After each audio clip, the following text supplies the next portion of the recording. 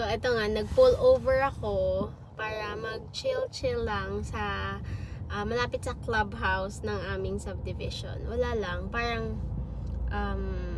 time ko lang to chill out kasi matatapos na yung aming school week. Tapos, okay naman yung kids. Nahatid ko na si ate. Si kuya naman nag-stay at home muna kasi nga may nakaramdaman siya. Pero okay naman siya.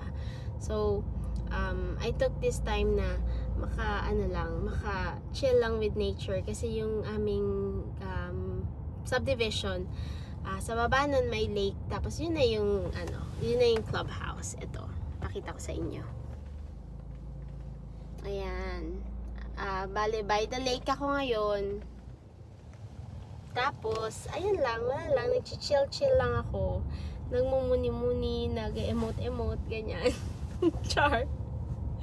Wala tayong time mag-emote eh. Wala din tayong social life. So, ano lang, parang time to breathe lang.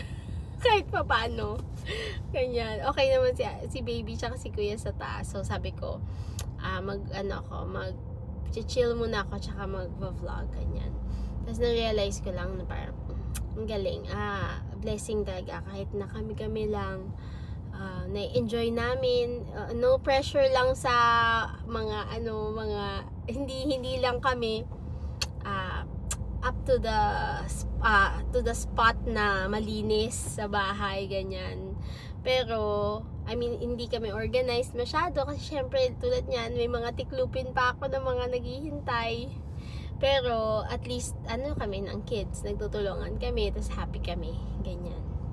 Nag-try din kasi ako the other week na magkaroon ng kasambahay. Pero, hindi kami compatible, parang na-stress pa ako, ganyan. So, sabi ko, it's better na kami-kami na lang ng kids. Kasi, pag may kasambahay ka, kasi may expectations ka na dapat mag-live up siya dun sa role niya. Pero pag hindi siya nagle-live up, like for example, bata pa, 18 pa lang, ganyan, and so kailangan mo patutukan, wala kasi akong time na ganun. So sabi, ang liit lang ng aming ng aming condo house. So ayun, inilet go ko na lang siya kasi hindi nga wala nga akong time na magtutok, ganyan. Tapos nasi-stress din ako. So sabi ko, parang tinitraining nga kami ni Lord na kami-kami lang, na maging self-sufficient kami. Tapos nakita ko naman, ang galing ng training sa mga bata. Kasi pagka marunong sila mag-chores, bata pa lang, may sense of accountability at saka responsibility sila. So, ayun, later when I get back home, titingnan ako ni ate. Hi ate. So, may sense of responsibility nga sila, ganyan. Later, pagdating ko doon, work mode na naman, ganyan. Kaya, cherish ko yung memories na, cherish ko yung time na may chill time ako alone, ganyan. Tapos, ayan, kausap ko nga kayo. Tapos, nag-iisip na naman ako ng next travel. Siyempre, bago ang next travel, paghirapan muna natin. Hindi pala, blessing pala yun na salary. Ay, salary na pala mamaya dahil Friday, ang saya. So, thank God sa salary. Nag-isip ako mag-book sa Asia, somewhere sa Asia, but let's see, we'll see kung kukumputin ko din yung aming savings and ang aming budget for traveling kung kaya. Baka ako lang muna. Single mom solo mode. Ganon. But anyway, ayun nga, ang pala is yung airport travels. Nag-post nga ako sa shorts ko recently, yesterday, about sa shorts. Parang, ayun nga, nagbigay ako ng konting tips sa shorts about sa solo mom traveling. Syempre, hindi ako solong-solo kasi may toddler ako and 2 kids. So, mas wiser sa akin if I will be with family. So, yun nga, number 1, family support. Tapos, number 2, big help yung anti-lost wristband. Actually, nakakatawa nga kasi naisip ko na yun before, parang way back 2020, wala pang mga ganon online. Pero, gumawa ako ng improvised na anti-lost wristband.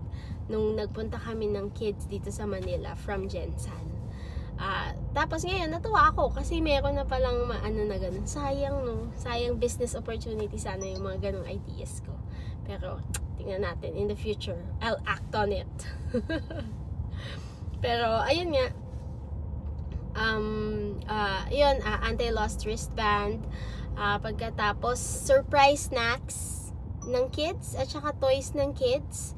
Kasi may time na tulad ng toddler ko na mapagsasabihan na siya, pero may time talaga na syempre as a toddler gusto niya pa din na i-explore, tapos sinasabi na ng mga cabin crew na ibaba yung window, ganyan, kasi nga ano na something like magte-take off na ata, taxi na ata, or what, taxi is take off.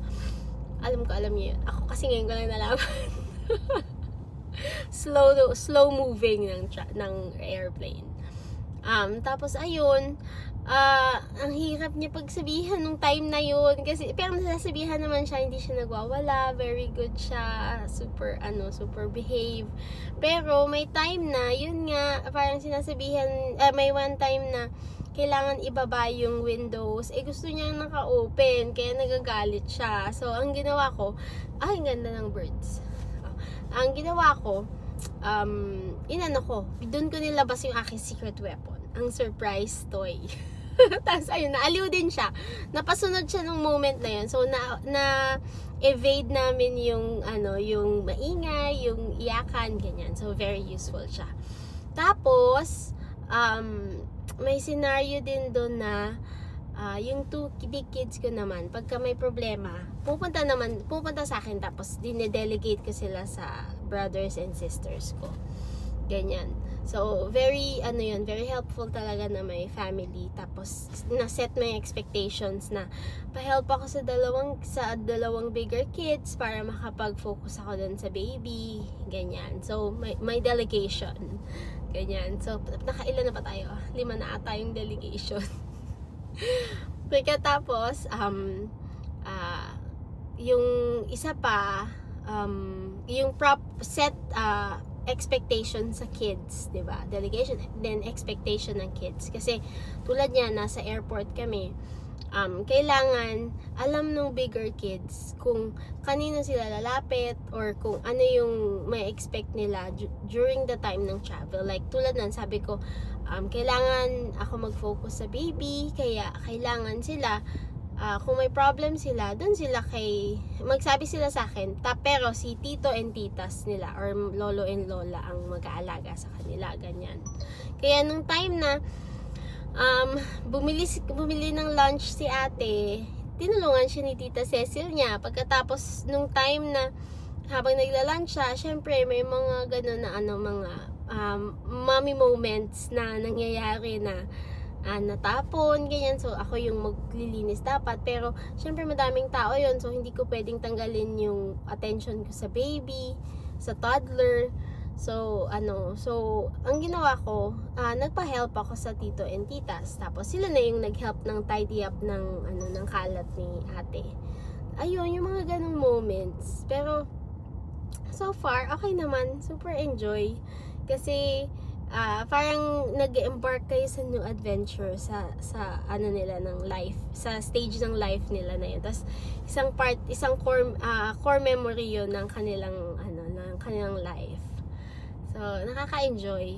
Tapos pagdating sa hotel, may hotel, yung hotel namin na naanahan is La Carmela. Doon nga lang ako walang help na nakuhaan kasi naghimuwalay kami ng hotel, diba? Syempre gusto ko may pool, pero hindi din naman namin nagamit yung pool. Diba, talsik. Hindi naman din namin nagamit yung pool kasi ang ganda ng beach ng Boracay. Kaya next step is mag-join ka na lang sa hotel ng family para solid yung tulungan. Kasi kami parang gusto ko umiwalay. Next time, same hotel na lang ako. Magsasuggest na lang ako ng gusto kong hotel. Tapos mag-meet halfway na lang kami. And then, maghihiwalay na lang kami ng room. Kasi gusto ko nga ng gano'n ng private. Kahit pa paano may privacy. Tapos ako din, hindi din kami makakagulo sa lolo and lola. Kasi syempre gusto na nila matulog, tapos kami active pa kami, ganyan. Tapos set time for each kid na merong bonding. Yun yung na-appreciate ko dun. Kasi may time na nag-walking kami ni Kuya, night time, tapos nag-chill lang kami sa shore, ganyan. Tapos may may time naman na tanghali, nag-demo lang kami or nag-walk around the city lang kami ni ate. So at least may separate times, individual time, para ma-cherish mo yung moment individually with them. Kasi yun naman yung importante. Tapos si baby, syempre hindi naman yan sa akin. Minsan lang yan sa akin na hihiwalay. Pero ayun, parang try to relax. Yun yung na-realize ko na kailangan kong next time mas magiging relax ako. Kasi syempre, sabi nga nila, 'di ba? Hindi ka naman nagbabakasyon noon eh. Lumipat ka lang ng ng station lumipat ka lang ng location kung saan mo sila binabantayan. Kaya siguro medyo ganun yung na-feel ko, na may time na nakaka-stress kasi gusto mo magpahinga pero hindi pa pala pwede. Siguro magiging ganon na mas makakapahinga ako more pagka magkasama na kami sa isang hotel para delegation ulit. Pero ganon, even so, kahit na nasa sitwasyon ka na medyo stressful kasi nga mga bata pa, try to enjoy the moment. Huminga ng konti, ganyan. Hinga ng konti kasi minsan lang yung ganong memories. At saka ando dun kayo para sa memories, hindi para maging perfect ang lahat. So yun din, wag maging perfectionist kasi everything will fall in its place, but some things will have some kinks, ganyan, along the way, kasi nothing's perfect naman. Even planchado na vacation, hindi siya talaga magiging totally planchado. Kaya yun. Tapos last tip is, hindi ko na alam ang number. Last tip is emergency medicines. So yung during the vacation, nagkasakit ako. Hindi naman nagkasakit, pero nagkaroon ako ng loose bowel movement, diarrhea. Good thing meron akong Orisol, tapos meron akong loperamide. Kaya yun, easy on hand yun agad. Tapos meron din akong antihistamine, meron din akong paracetamol, what else pa, calmoseptine, meron din akong band-aids, ganon. Yun yung mga mga basic na first aid kit na kailangan as a mom. So ayun, na yun yung mga namin, kaya at ease ako if ever man magkaroon sila ng allergies or what, at least andyan yung aking medicine. Tapos meron din akong suka. Suka is for jelly stings, yun, mga ano tawag mo doon? Jellyfish stings. Sorry, jelly stings. Jelly, gutom na. Jellyfish stings, ganyan. Maganda yun. Magandang yun, first aid kit. First aid sa jellyfish sting. Tapos ayun nga, na-realize ko medyo matagal na to at hinihintay na ako ng dalawa. Thank you for listening. Hope to see you more in my adventures. Click like and subscribe. Bye.